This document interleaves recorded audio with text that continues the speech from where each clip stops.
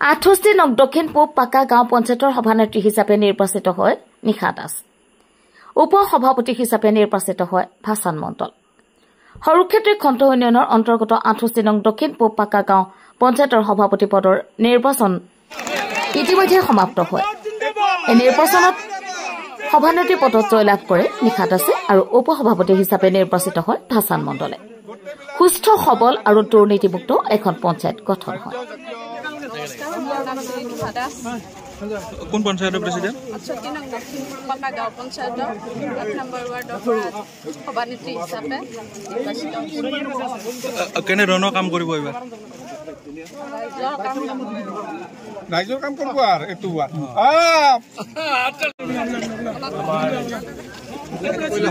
প্ৰতিনিধি আছিল। এই প্ৰতিনিধিকেইজনে লগ হৈ ভাৰতীয় জনতা পাৰ্টীৰ পক্ষত এখন পুষ্টিৰ গাঁও পঞ্চায়ত আজি গঠন কৰিলে আৰু আগন্তুক দিনত এই গাঁও পঞ্চায়তখনৰ পৰা যে আমাৰ যিখিনি ৰাইজ আছে, যিখিনি ৰাইজে এই মানুহখিনিক এই প্ৰতিনিধিখিনিক ভোট দি জয় কৰিছে, এই যি ৰাইজে যি ভোট দিছে এই ভোটৰ যি উপযুক্ত মূল্যটো আমাৰ এই প্ৰতিনিধিসকলে দিয়ে বা আমাৰ আজি যি সভাপতি উপ সভাপতি হ'ল তেখেতসকলক মই এটাই অনুৰোধ, এইখিনি কাম যাতে ৰাইজে যাতে ভাল কাম আগন্তুক দিনত কৰে আৰু আগন্তুক দিনত আমাৰ দলক আগুৱাই লৈ যায়। নৰেন্দ্ৰ মোদীৰ যিটো সপোন, হেমন্ত বিশ্বৰ যিটো সপোন, এই সপোনখিনি আপোনালোকে যে ইয়াৰ পৰাই যে আগুৱাই লৈ যাব, এইখিনি মোৰ আশা থাকিল।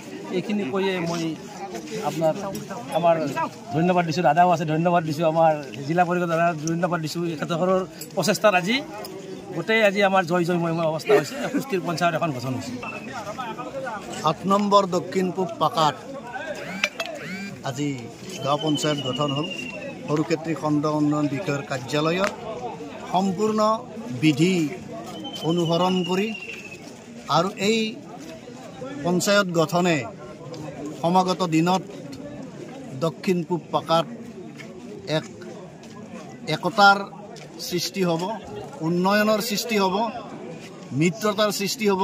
এই কথা এইকাৰণেই কোৱা হ'ল যে এৰি অহা দিনত যিবোৰ কাম পঞ্চায়তখনত হোৱা নাছিল, যিবোৰ অনৈক্য আছিল, সেই সকলোবোৰ অনৈক্য বা যিবোৰ কাম হৈ উঠা নাই, এই পঞ্চায়তৰ জৰিয়তে একেলগে একেবাটে থাকি প্ৰতিনিধিসকলে পঞ্চায়তৰ উন্নয়ন সাধন কৰিব, জনসাধাৰণৰ বাবে কল্যাণকামী চিন্তাৰে আগবাঢ়িব।